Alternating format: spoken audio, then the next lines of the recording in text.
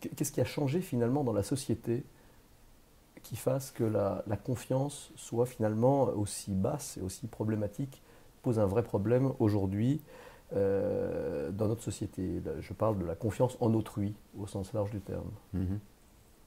Je crois que les racines profondes sont en fait un regain de certaine manière de l'individualisme et de l'égoïsme.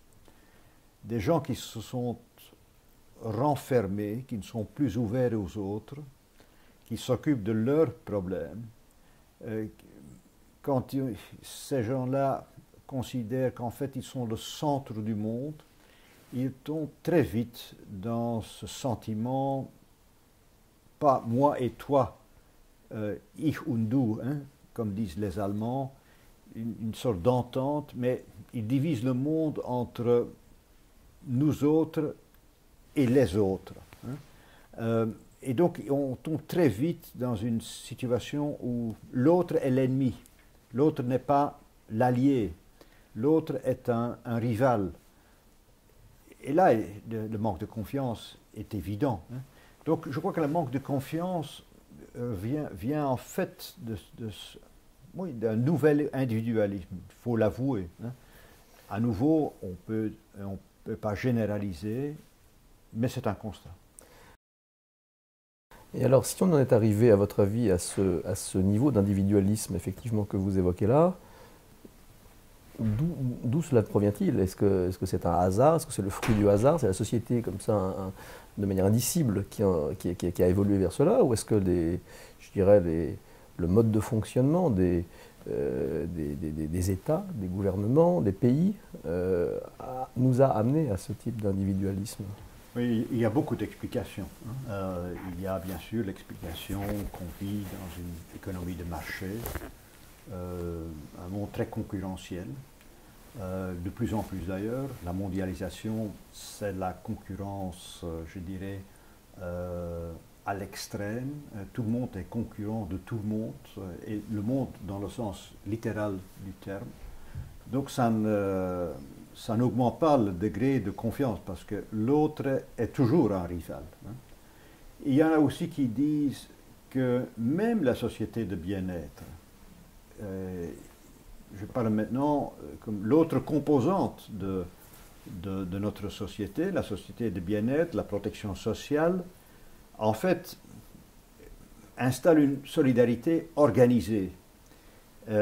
Oublie souvent la solidarité d'homme à homme, la solidarité, je dirais, interpersonnelle. Elle est remplacée par une solidarité qui est organisée par l'État. De sorte qu'on ne doit plus s'occuper de l'autre, puisque l'État le fait à votre place. C'est probablement une partie seulement de l'explication. Un autre élément, bien sûr, c'est que, et là on peut même se poser la question pourquoi il y a une perte d'ancrage religieuse et même philosophique. Hein. Les grandes idéologies ne remplissent plus la fonction de ce qu'elles avaient dans le temps. Hein. Donner le sens à notre vie personnelle et notre vie, disons, en société. Et ce n'est pas uniquement la perte de références religieuses ou chrétiennes, il s'agit aussi d'autres idéologies, politiques et plus générales. Et donc tout cela laisse l'individu seul par rapport à tout ce qui se passe à l'extérieur.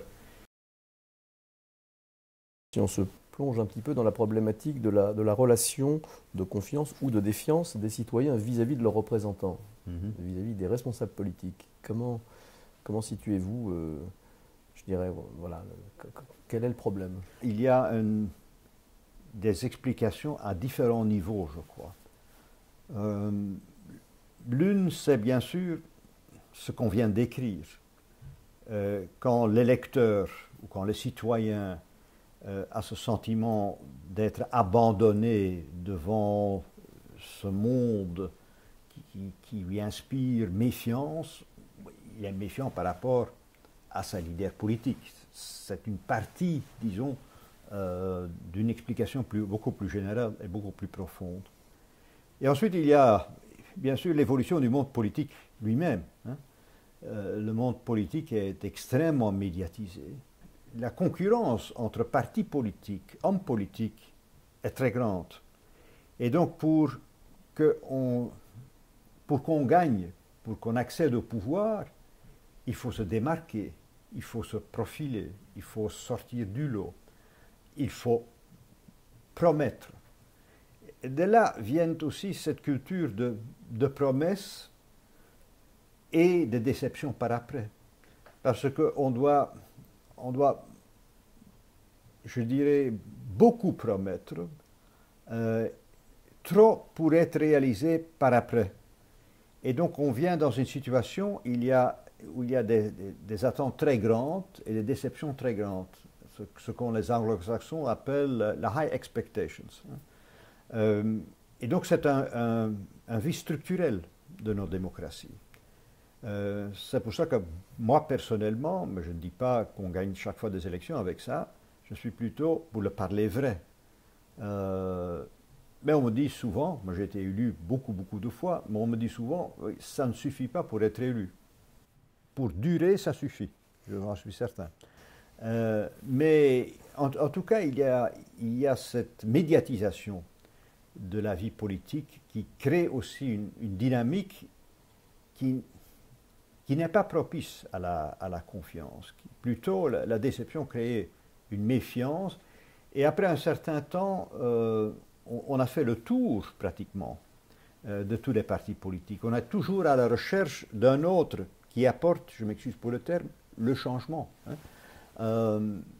Jusqu'à ce moment-là, on est déçu à nouveau. Donc c'est une situation très difficilement gérable. Le populisme est très près alors.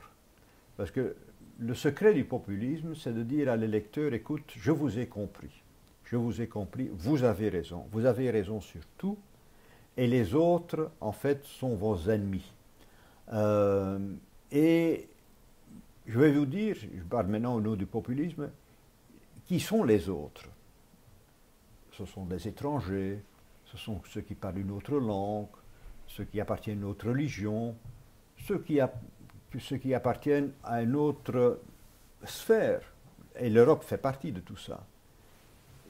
C'est créer le sentiment où il y a, disons, il y a les bons, ce sont le citoyen ou les citoyens, et l'ennemi. Et donc ce monde bipolaire est très facilement utilisable, mais on ne donne pas de stabilité à une société avec tout ça. Et bien sûr, c'est basé à nouveau sur la méfiance de l'autre.